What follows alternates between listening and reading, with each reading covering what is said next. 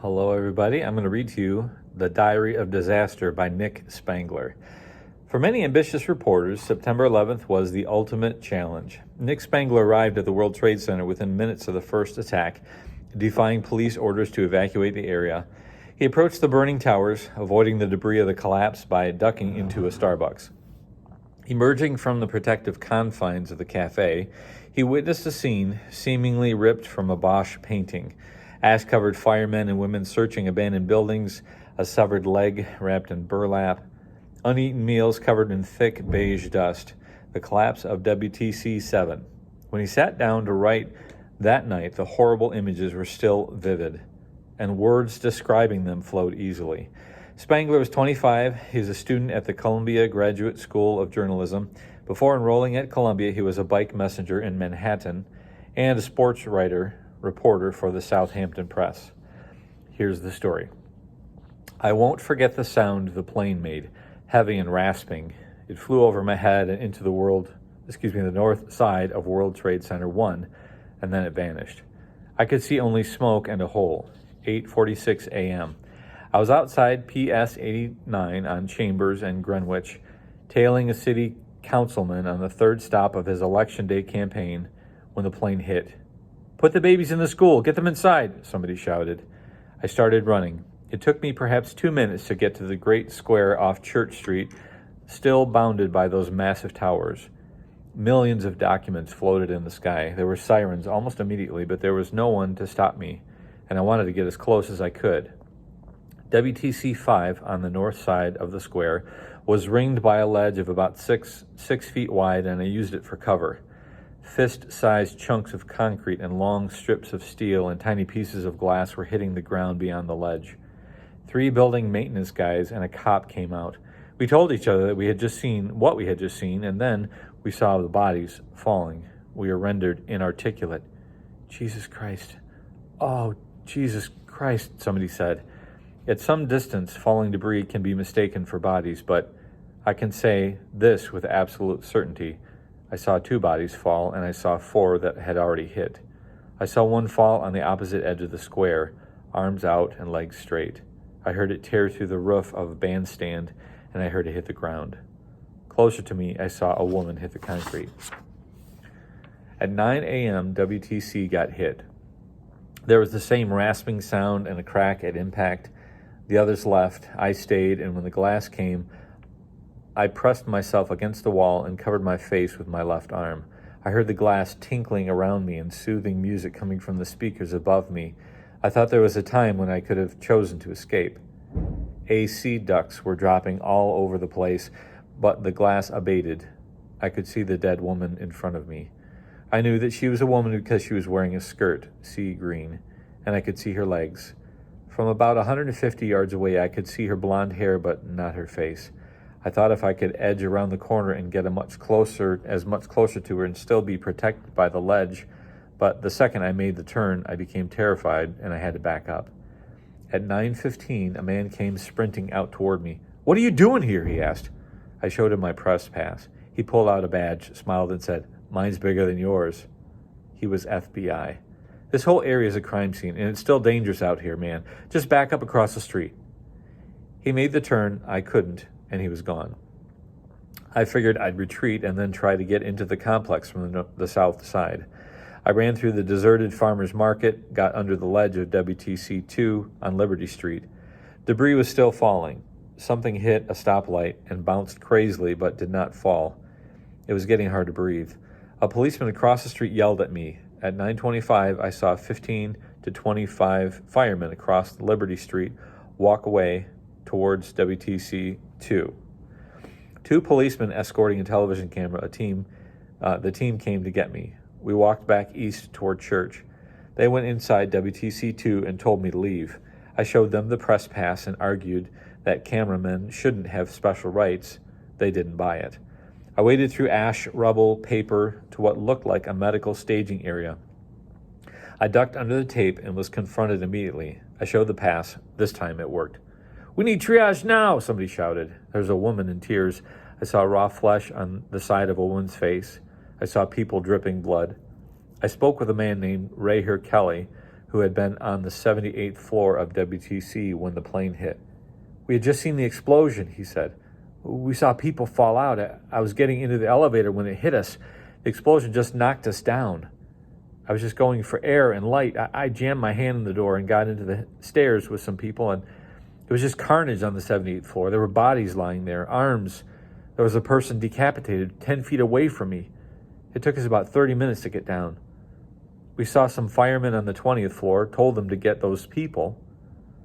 Bill Hay was in WTC 1 on the 55th floor giving a lecture at the World Trade Institute when the plane hit. "The building started to rock," he said. "I thought it was an earthquake. I looked out the window, saw all the debris falling. I just left my laptop, my billfold, passport, plane tickets. It's all gone." Coming down the steps, he saw injured people, too many to count. Some were badly burned. Somebody told him the first plane was a 767 Boeing. Alan Mean was trying to get out of WTC-2 when the plane hit. "I took the elevator down," he said. "It crashed, caught on fire." An EMT was tending to him, fiddling with the buttons on his shirt. "My leg is tingling," he told her. I ran into the same policeman who'd been yelling at me. "Hey!" He grabbed me by the neck. "You didn't hear me? What are you doing here?" There were 2 cameramen and at least one other reporter in the area. I showed him my press card. He took it. "This doesn't mean crap," he said, pocketing it. I was escorted out. The area was flooded with police funneling out the civilians uptown. I figured I'd turn on Vesey, go a few blocks east before dropping downtown and doubling back. Windows were shattered on both sides of the street. Somebody must have been hit by glass, and there was a little puddle of blood and some crimson napkins in the gutter by the curb. 10 o'clock a.m. I didn't make it far. There was a roar, like being next to a jet engine, and I thought another plane was headed for us. I was wrong. WTC-2 collapsed of its own accord at 10 a.m. People screamed and ran past me. It became a stampede. I joined. A cloud rolled out toward us. We were actually racing it. Heavy, suffocating dust and grains of something hard and sharp. We ran up Park Row. I got caught, tried to hold my breath and find a doorway while I could still see. Somebody opened the door and it turned out to be a Starbucks. There were about 20 people inside. The store manager told us all to drink and he handed out bottles of spring water, offering juice instead if we wanted it. The windows turned opaque and we heard things bouncing off the glass. The manager told us all to get into the basement. "Does anybody need anything? Is everybody all right here?" he asked. We crowded into the basement. A woman in a Starbucks apron was sobbing uncontrollably. Someone she knew named Aaron worked in the towers. The phone rang and the manager answered. "Hello, Starbucks coffee?" The district manager was on the other end. He told us to leave the store. A woman took the phone and told him we weren't going to be leaving for a while. We stayed for 20 minutes until the air outside cleared. The city buses started evacuating people. 10:27 a.m. I walked back down Park Row. I was talking to a policeman at the Broadway intersection when WTC-1 came down. I heard the roar, saw the clouds swell again. This one carried more debris than before. I ducked back into the Starbucks fast. Not everybody had left, and together we watched it get dark again outside. Something smashed the front window and somebody yelled a warning as the glass shattered. The store filled with dust. We retreated to an upstairs bathroom, flushing our eyes and nostrils under the faucet. The only family I have left in the city is my aunt. She runs a nursery school at 15 Dutch Street, not far from the trade complex. I called her at home. No answer. That meant she was almost certainly at her school, and I was worried. When it cleared outside, I took the only cloth I could find, a rag used to mop up coffee grounds. I rinsed it in water, tied it around my head so it covered my mouth and nose. I headed down to Fulton and made the turn onto Dutch. I got to number 15, and they buzzed me in. My aunt was there, and she was okay. I grabbed her hand and pressed my face into her hair. I couldn't stay, and I told her that. I took a teacher's roll book because my notebook was full. When I left, she was sitting with her teachers and the children in a circle on the rug. Somebody was playing guitar. 11 o'clock a.m. The sun was barely visible. People were moving in 2s and 3s towards the river. We were shades, soundless. I went into a deserted Green Line station at 2 Federal Reserve Plaza. The lights were on, and the MetroCard machines still worked, blinking through the dust. There were no footprints but the ones I left. At the corner of William and Maiden, I passed bubbling fountains, phones dangling on their cords. A man in a bandana and sunglasses was photographing, and an abandoned stand of dusted bananas and plums and nectarines. Up close, I could see around each at the bottom a narrow, bright ribbon of flesh where the dust never touched. 11:10 a.m. I heard a man scream somewhere south of me. I ran towards the sound. Cedar and Pine were empty, and a bank guard on Wall Street had heard nothing. I have no idea what happened to that man. I cut across Trinity and ended up at the corner of Greenwich and Rector. The cops were evacuating a stream of office workers in single file. They ignored me. A fireman handed me a pair of masks to replace my rag. I walked north to the wreckage of WTC-2 with a fire company doing a building sweep. Here, the street signs were coded, all illegible. The trash and rubble drifted 4 feet deep. We passed a 3-car pileup, windows blown out on every single one. 11:25. We heard a rapid series of explosions in the distance. Gas, said one of the firefighters. They were about to search a building that was cleared hours before. It made no sense for them to go look again, but one said, "We got to do what the cap says," and that settled it. I wanted to see the World Financial Center at the east side of the trade complex. It took a while to get there, picking my steps through the wreckage on West Street. It got worse farther north. Outside the World Financial Center, it was all wreckage. Sometimes I had to climb. 11:30 a.m. What is chaos? WTC-2 blown to bits, ripped apart, an eggshell-thin frame with above a mass of rubble covering most of a city block. Steel girders 3 feet thick, obscenely contorted. NYFD, NYPD, ATF, Customs, Secret Service, EMT, Hatzalah, which is the Jewish Volunteer Ambulance Service, Parks Department, men in camouflage, canine units, smashed and upended trucks, engines, ambulances, police cruisers, sirens, more machinery, a crushed Mercedes-Benz, convertible in flames, reams of documents shuffled out more or less evenly over everything. I took a photograph for 4 men who wanted WTC-2 as a backdrop. Everybody was doing it. Kodak disposables were popular. I saw a piece of somebody's leg get wrapped in burlap and left beneath a defoliated tree. West Street, underneath WTC-1, was the staging area for the first response team. It was annihilated when WTC-2 collapsed. Many of the men that arrived within minutes of the first explosion were missing, buried 60 feet down in the rubble. The chief was one of them. Rescue 1 and 2 were gone. Nobody could find the EMTs first on the scene. The 279 company's truck was relatively intact, but the 279 company was missing. The number of missing firefighters alone was put at 100 to 300. Nobody could say for sure because many of these men were working out of company. Some were headed home, some were on vacation, and when they got the call or heard about the disaster on the radio, they headed back. They met up with their own companies when they could, or they formed new ones when they had to. They used borrowed equipment, if that was all that was to be had. Noon. They'd been working for 3 hours. It was difficult to get bulldozers on the site to clear the workspace. It was hot and a hard wind was blowing off the river, kicking up the dust and the ash. The men were coated in it, and the rims of their eyes were red. The masks everybody wore filtered some, but not all the dust, and clogged eventually when moisture turned the dust to silt.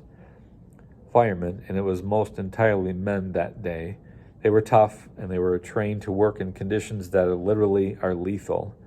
Every one of them must know it's going to happen sooner or later to somebody, but nobody's ever prepared when it does. Scotty and Mookie went in there. Anybody seen him? Where's Bobby? I ain't effing leaving until I find Bobby. Head count now. I spoke with a firefighter who was inside WTC-2 when it collapsed. I'll never forget that sound, he said. You just heard the building come down, a huge whoosh, and then it was just blackness. We had 50 firemen in there. A lot of us had our gear off. One man was partially buried. We didn't leave. We stayed to cut him out. There was a second collapse, and we lost him. 3:00 p.m. When the team formed to clear the north tower of the World Financial Center, I followed. The massive dome of the foyer was intact. The marble floor was slick under the ash. There were more documents. Windows on the west side were blackened. Those on the east were blown out. They were double-paned. I explored the second floor alone. Reception, phones off the hook, milkshake on the desk, computer monitor on the floor, vase of flowers upright and intact, gym, rows of treadmills and stairmasters, heavy bag, dumbbells, more documents, everything uniformly beige in the dust. Again, I felt the powerful swell of unreality, too perfect, an artist's project, life-sized in papier-mâché. I caught up with a fireman on the fourth floor. They split up, working in pairs, keeping constant voice contact. I followed them into rooms with styrofoam coffee cups left on desks, donuts on paper plates. In 15 minutes, the men checked every single room, closet, and cubicle on the floor, breaking down doors when they had to. 5:25 p.m. WCT-7 caused a commotion when it collapsed around 5:25. For the next 2 hours, I watched the rescue work. I tried to call my editor on a payphone and watched the man next to me hang up and start sobbing. I got my eyes flushed out twice and saw huge men hooked to oxygen tanks, weak and sprawling like babies. I talked to a man from Ladder Company 134 in Queens. He began his day getting his son dressed, packed for his first day of pre-kindergarten. "You know what? F this," he said. "Just F this." On the train ride uptown, I was covered in the dust. My eyes were so full of the junk I could hardly see. People stared. Somebody asked me if I was okay. I'm pretty sure they thought I'd been trapped, that I'd escaped. I carried with me 3 things that I'd snatched at random from the blast site. A memo from Matthew to Jeff about Karen's secretary. The front page of a report on telecom strategies for the new decade.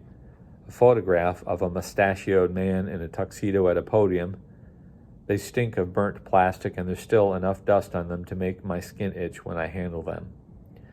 September 11 was one of the most democratic and liberating events in memory for those of us in the news industry. Disasters, by definition, violent and random, often are. By being lucky and working hard, you could put yourself in the middle of the biggest story in the world, no matter what you were doing before. The demand for information was instant, intense, and overwhelming. But people are rarely comfortable with those who gather such information. They sift it, weave it into stories as others mourn. The activity seems morbid and profane. If it is practiced with ambition and satisfaction, it seems sick.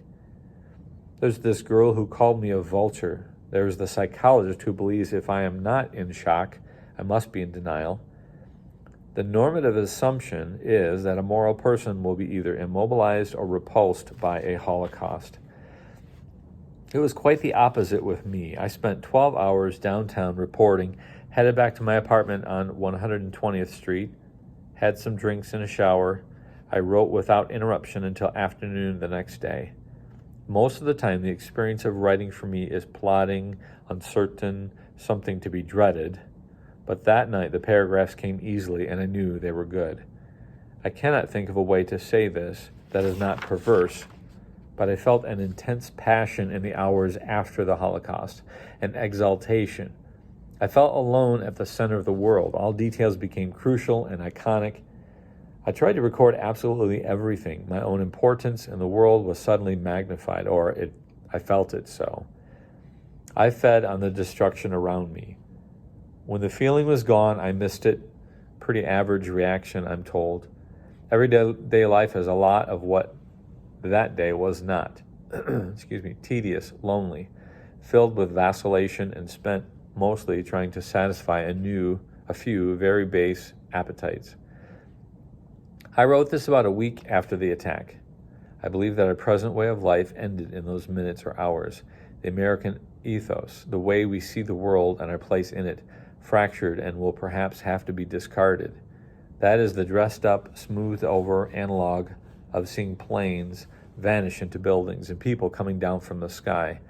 I think it is proper and honest to say I wanted to experience that for myself and communicate it with as many others as I could. The passage looks dated to me now. In late December, It was written when we thought the death toll was counted in tens of thousands and there were armed guardsmen posted on the subways and street corners of Manhattan. Our way of life did not end so much as it was interrupted, and if there is such a thing as American ethos, it had not been significantly changed, altered. There were those relative few whose lives bear the permanent body brand of that day, but most of us continue to be shaped by much more banal events. A communal, truly epic synecdoche has been taking place ever since the first images of that day were widely disseminated. The reality of that day has been reduced to the image of a plane falling into a building falling down. That, in retrospective, is as good reason as any for running toward the towers and not away from them. The particulars of the experience are what keeps it from being eroded by the rest of life, and I had to be there to get them. If I were the sort of person that did not care about the particulars or trusted others to get them for me, I probably would not have chosen reporting as a career.